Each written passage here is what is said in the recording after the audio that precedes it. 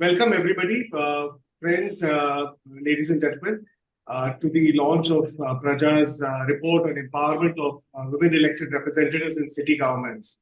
I'd like to sort of thank our supporters, the Friedrich Naumann Foundation, the A.T. Chandra Foundation, and others who have supported Praja in helping us come out with this report.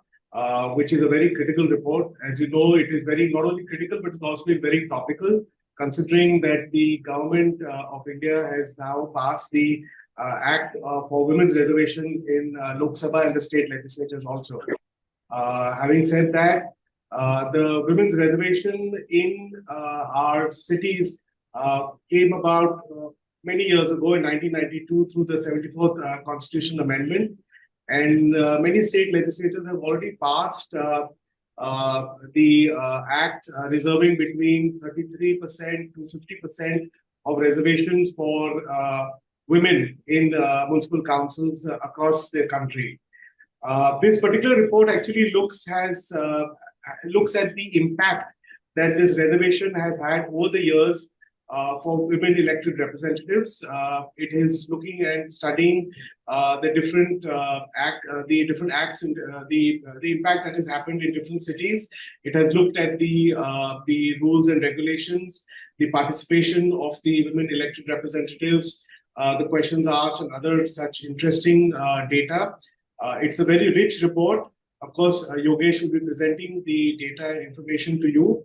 Also, it is also looking at suggesting some sort of improvements and some sort of more sort of direction of empowering our women elected representatives, looking at training programs and other such things which can help and enable and empower the women elected representatives actually participate more effectively for the betterment and governance of the city. We have a very distinguished panel today who's going to discuss this report and also give us food for thought for ideas of what can be done to increase the participation and empowerment of women elected representatives. This is a report that can also reflect on what should we expect that may happen once the new act that has been passed by the Parliament comes into play, and how we can really make this act and reservation for women and involvement of women in our public life and as important a part of our society to participate and in the growth of the country and governance of the country. I'm quite looking forward to this discussion that we're going to have with this distinguished panel. I would like to now invite Ms. Nupur Hasija from the Friedrich Naumann Foundation to deliver her opening remarks. But before she does that, I'd like to say that how the Friedrich Naumann Foundation has actually supported Praja over the years, I would say right from the beginning. And we thank the Friedrich Naumann Foundation for this support and continued support that they've given us. Thank you. I hand it over now to Nupur Hasija. Thank you so much, Nitai. Thanks. Hello, everyone. Good evening. Respected panelists and audience here. I'm truly honored to be here today addressing the important panel discussion that delves into the important role women play in politics and local governance. It is a subject close to my heart, and I believe it's imperative that we recognize the significance of women's participation in these realms. Women in politics and local governance are not just stakeholders, they are catalysts of change, and their engagement is essential for creating balanced, equitable, and inclusive societies. In this context, I appreciate the role of Praja in advancing this important issue of participatory governance and the performance of elected women representatives in advancing this cause. FNF is proud to have Praja as an important partner since 2004, which is committed to promoting accountable, inclusive, sustainable, and participative governance. I also appreciate Praja for conducting the second edition of the Urban Governance Index in 2023, mapping the status of reforms in 32 cities across 28 states and 4 union territories. This study examines the implications of the 74th Constitution Amendment Act 1992, which mandated the reservation of at least 1/3 of the total seats in every municipalities for women representatives. The 74th Amendment Act was designed to redress historical gender imbalances and create a platform for women to play an active role in urban governance. However, as many of us believe, mere reservation is insufficient to ensure the effective representation of half of our city's population. Genuine empowerment necessitates a comprehensive approach that transcends quotas and includes building the capacities and encouraging the active engagement of women in our democratic processes. I commend Praja for taking up this crucial topic. We're delighted to join hands in supporting this initiative.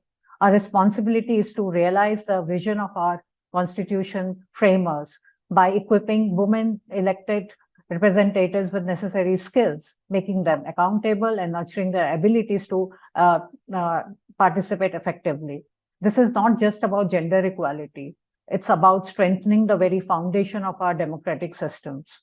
Recently, Government of India has proposed Women Reservation 2023 bill for 15 years, which is very encouraging and thoughtful in strengthening the foundation of women empowerment.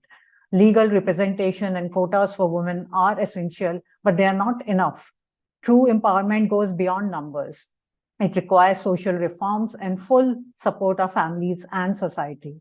To ensure that women in politics and local governance are effective leaders, we must change societal norms and provide them with necessary backing and encouragement from their communities. It's not just about representation, it's about empowering women to lead and shape both politics and society. As we all know, empowering women is not an isolated issue. It is intrinsically linked to broader social, economic, and political development. Empowered women are agents of positive change. Our focus should go beyond politics and encompass all areas of life. While we discuss women's empowerment and political representation, it's important to acknowledge the broader context. We must remember that empowerment is not about reservations based on gender, but rather creating an environment of unbiased opportunities. Merit should be our guiding principle, ensuring that all individuals, irrespective of their gender, have equal access to opportunities. However, it should be acknowledged that when it comes to nurturing women's leadership, simply relying on merit is not sufficient.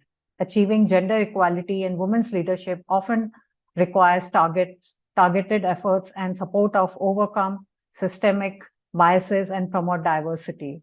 Today's event, organized by Praja, marks a significant stride towards realizing the empowerment of women in elected positions within our cities. We should remember that women's empowerment is not a matter of empty words. It's a commitment to crafting a more inclusive, fair, and representative democracy. On behalf of FNF, we assure to support in whatever way we can in this endeavor. Finally, I encourage all of you to actively participate in these discussions and contribute to the vision of a future where women are genuinely empowered and fully equipped to contribute to the betterment of our society. Together, we can construct a brighter and more equitable future for all, founded on merit and targeted support to women's leadership. Thank you for your attention, and I extend my best wishes for fruitful and meaningful deliberations during this consultation panel discussion. Thank you so much. I think my question to Satyajit sir, you is that how would you ensure that women's and what are your views on ensuring women's representation is in apex committees as well? Standing committees hai, alag-alag committees hoti hai cities mein, and it's not proportional to the council reservation. What are your views and thoughts on this? First of all, I would like to thank Praja for coming up with a very interesting report, and this is a topic which is very close to my heart for a few reasons. One, because I started with a local body in 2007 to 17. I was Jila Parishad member. When in Maharashtra, and Maharashtra is a progressive state, we started with women reservation, I think first time into the country. सो जिस तरह की women empowerment की चीजें महाराष्ट्र ने की है आज तक, मुझे लगता है कि बहुत ही कम स्टेट्स ने इसमें इनिशिएटिव लिया है जिस तरह का इनिशिएटिव महाराष्ट्र ने हमेशा लिया हुआ है. And secondly, my mother is also a president of a municipality for last 15 years. So I have all the perspectives within my house to see, how it is happening. So I want to, you are rightly asked कि apex bodies में, apex committees में representation कम है और उसके लिए क्या करना चाहिए, and women and child departments and women and child committees तक हम इसको सीमित रखते हैं, which is a complete injustice, and I sometimes feel it very funny that why only a women should made a women and child minister. Mostly I've seen in Maharashtra also. Most of the time, women MLAs are made as a minister. But I want to point a very different perspective, जिसको रत्ना सिंह जी ने यहाँ पे थोड़ा सा जिक्र उसका किया था, जो था कि women empowerment कैसे हो सकती है और हम leadership कहाँ से लाएंगे. क्योंकि 2007 में when I became a जिला परिषद member, तो एक बड़ा मजेदार किस्सा हुआ था कि हमारे जनरल मीटिंग में एक बंदा आके अपना स्पीच दे रहा था, and then we all were surprise कि इसको तो हमने कहीं देखा नहीं है, ये कौन है. तो फिर थोड़ा जानकारी के बाद पता चला कि ये किसी मेंबर का पति है, एंड देन वी रियलाइज कि ये जनरल बॉडी मीटिंग में भी आते हैं और वहां पे भी बात करते हैं. And then government of Maharashtra had to come up with a GR government resolution कि नो हस्बैंड्स और ब्रदर्स और sons can interfere into women members responsibilities. और ये भी हमने देखा है कि इस तरह का जो इंडिपेंडेंस उनको काम करने का मिलना चाहिए वो नहीं होता है. मतलब ज्यादातर केसेस में हम देखते हैं कि उनका पूरा जो कामकाज है महिलाओं का, वो कहीं ना कोई और करता रहता है. And in 90% cases I have seen कि they don't get a freedom to really work on the issues they really want to work on. So the very interesting problem with this women reservation is कि ये हर 5 साल बाद change होते रहता है. और इसका एक सबसे बड़ा ड्रॉबैक ये है कि what is a real training for a women representative. इसका रियल ट्रेनिंग वो नहीं है जो ट्रेनिंग आप उनको ट्रेनिंग सेंटर्स में देते हो या जहां देते हो. उनका एडमिनिस्ट्रेटिव ट्रेनिंग होता है जब वो 5 साल काम करती है, लोगों से काम कैसे करना है, अधिकारियों से काम कैसे करा के लेना है, जीबी में कैसे बात करना है, स्टैट्यूटरी उसके कंप्लायंसेस क्या क्या है, ये सारी चीजें का ट्रेनिंग उसको 5 साल में मिलता है और रिजर्वेशन चेंज हो जाता है and somebody else becomes a member in her place. और मैंने इतनी सारी महिलाएं देखी है कि जो 5 साल ट्रेन हो गई है लेकिन आज वो घर बैठी है क्योंकि they don't have an opportunity because their ward is now no more a women reserve ward. So I think this is a very serious issue कि इसके कारण हमारा women leadership जो है वो बिल्ड नहीं हो पा रही है जिस तरह से रिजर्वेशन में वो बिल्ड होनी चाहिए थी पिछले 25-30 साल में. वंदना ताई जैसे काफी कम लोग हैं जो लोकल बॉडी से आके अब मेंबर ऑफ पार्लियामेंट राज्यसभा तक पहुंचे हैं. She was educated, she got an opportunity at a right time and then she got opportunities back to back, so she could do that. But otherwise, we have seen lot of other women who are very capable, but they don't get opportunities after the reservation is changed. क्योंकि हम women reservation की जगह पे mail को डालना, मतलब mail के open की जगह पे विमेन रिजर्वेशन डालना बहुत कम पसंदा करते हैं. And very important part into it is कि इसीलिए हमने क्वालिटी ऑफ मेंबर्स अगर हम देखते हैं, जब MLAs MPs women MLAs and women MPs की बात हम जब करते हैं, तो the quality of MPs and MLAs is much more better than quality of women representatives in local body. इसका कारण है कि उनको ट्रेनिंग जिस तरह का होना चाहिए ग्राउंड पे वो नहीं मिलता है और वो अपना अधिकारों की लड़ाई नहीं लड़ सकते हैं. सो मैं तो हमेशा चाहता हूं कि जो विमेन जिनको 5 साल हमने जिनके ऊपर इन्वेस्ट किया है, जिनको हमने ट्रेन किया है, जिनको हमने एक अपॉर्चुनिटी दी है, उनको यूटिलाइज करना सिस्टम में, उसके लिए कुछ ना कुछ एक प्रावधान होना चाहिए जो अनफॉर्चुनेटली मुझे लगता है कि काफी मिसिंग है हमारे सिस्टम में. अब ये 50% रिजर्वेशन की बात हम कर रहे हैं, पार्लियामेंट में आएगा, एमएलए असेंबलीज में आएगा, but we don't, frankly speaking, we don't have that kind of leaders. और हमारी जो सारी पॉलिटिकल पार्टीज की वुमेन विंग्स जो है वो इतनी डिफंक्ड है कि वो उस तरह की लीडरशिप आगे नहीं ला पा रही है। I myself is an organizational person. I worked in a youth congress. I was a state president, and I've seen that, you know, into my committee as well, I was having only 5 girls as a member. I had to take extra efforts to bring 33% of women on the committee, which I could do because of various reasons. But I'm telling you that this is a very serious issue कि ये women reservation का outcome जो है, इसके लिए मुझे लगता है कि continuous process engagement भी उनके साथ होना बहुत जरूरी है। The question is that reservation has achieved numerical. I mean, we've achieved numbers. 33% ka hai, we've achieved numbers. But many a times it's only a male members of the families taking decisions on their behalf. So do women councillors really have decision-making power?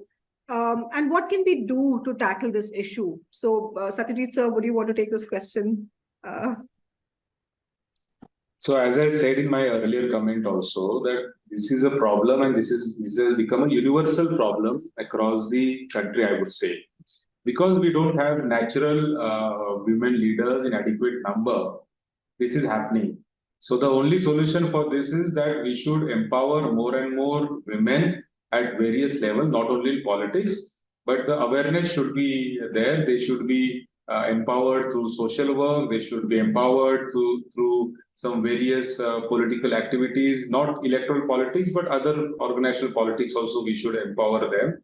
So, you know, if there are adequate number of women leaders into the system, then naturally this kind of practice of giving a proxy member will go away, and it will eventually go away. You know, I must tell you that there are various examples I have seen on my own. So a very classic example is there that one corporator was there in my town, and she was just a SSC passed corporator, just a 10th pass corporator.